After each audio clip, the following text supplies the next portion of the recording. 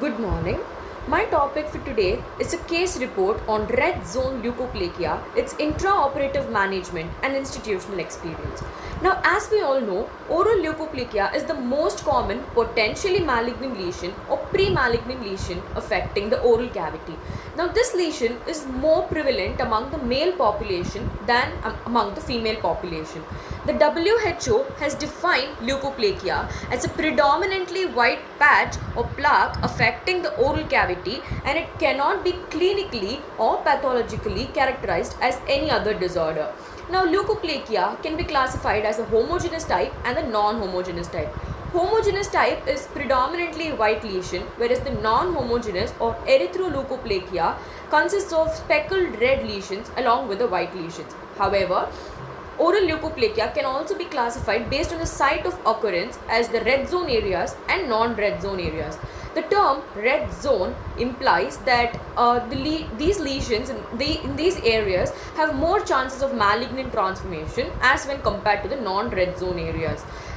Examples of these red zone areas are the tongue and the floor of the mouth. Now, this case report signifies the importance of frozen section biopsy as a diagnostic tool for treating leukoplakia of these red zone areas intraoperatively. Now, this case report is about a 60-year-old male patient who reported to the Department of Oral and Maxillofacial Surgery in the month of March with the chief complaint of burning sensation and white patch on the right lateral border of the tongue. At the time of presentation, the lesion was quite small in size, about 0.5 to 0.5 centimeter in dimension. It was non-scrapable. An excisional biopsy was performed and a diagnosis of leukoplakia was given. Now, the patient is a known case of diabetic and hypertension for the past 10 years, and personal history also revealed his habit of cigarette smoking for the past 20 years, about 5 cigarettes a day. Tobacco cessation counseling was given for the patient after excisional biopsy done, and the patient was sent back home. Due to the lockdown conditions, the patient could not come for follow-up or checkup, and the patient again reported to the department 8 months later in the month of October with a recurrent lesion in the same site on the lateral border of the tongue, which was much bigger in size, about 2 into 1 centimeter in dimension. Now, considering the fact that the patient is aged over 60 years of age, and considering the red zone criteria as previously mentioned, a hunch of a malignant transformation was suspected, and instead of just performing an excisional biopsy alone, a decision for taking a frozen section sample was made. The consistency of the lesion was firm and rough. It extended approximately anteriorly 2 centimeters from the tip of the tongue and about posteriorly 5 centimeter from the sulcus terminalis. It was also raised about 0.5 centimeter over the surface of the tongue. Now, this was a lesion that the patient presented with in the month of October. This was the biopsy report that was given in the month of March, and this shows that a provisional diagnosis of leukoplakia was given then, and there was no conclusion of any malignant or dysplastic changes that was given. Histology revealed hyperparakeratosis and acanthosis. Now, this is a video of excisional biopsy that was performed. That is, the biopsy report came inconclusive of any dysplastic changes. So, an excisional biopsy alone was performed, and tobacco cessation counseling was done for the patient, and the patient sent back home.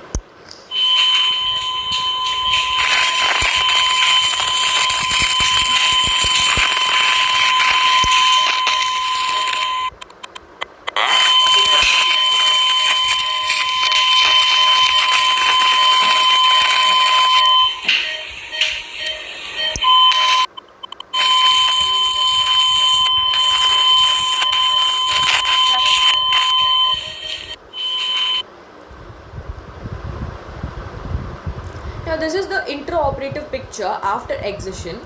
An excisional biopsy was performed and a frozen section sample sent to the Department of Pathology.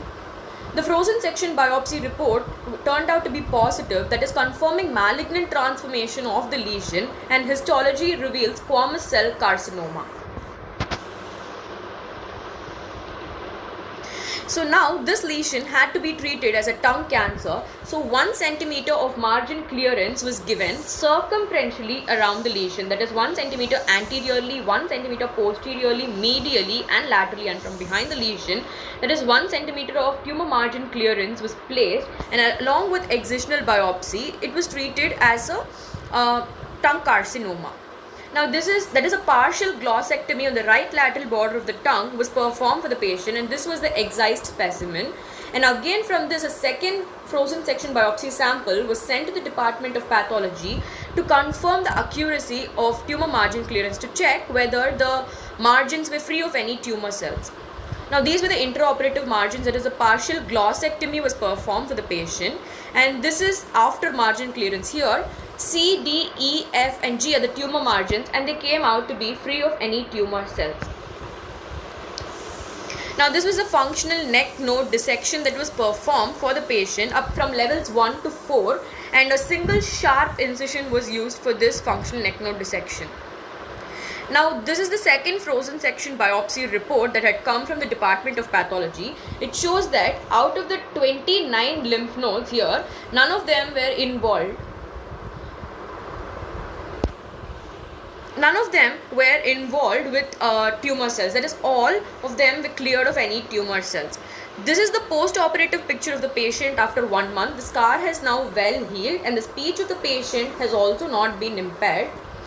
And the aesthetic concerns of the patient had also been addressed upon. The incision was a single sharp incision, and the scar had well hidden beneath the crease of the neck. So the aesthetic conditions and the quality of life of the patient has also been greatly improved.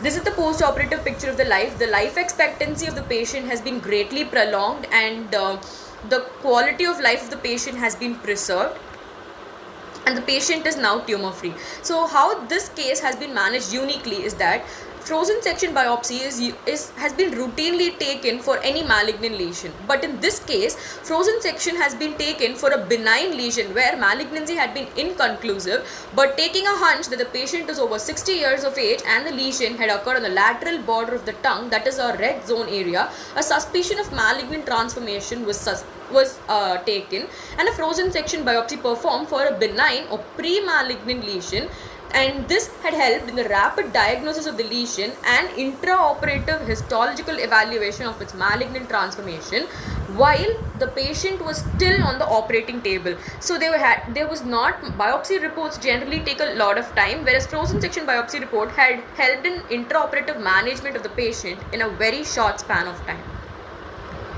Thank you.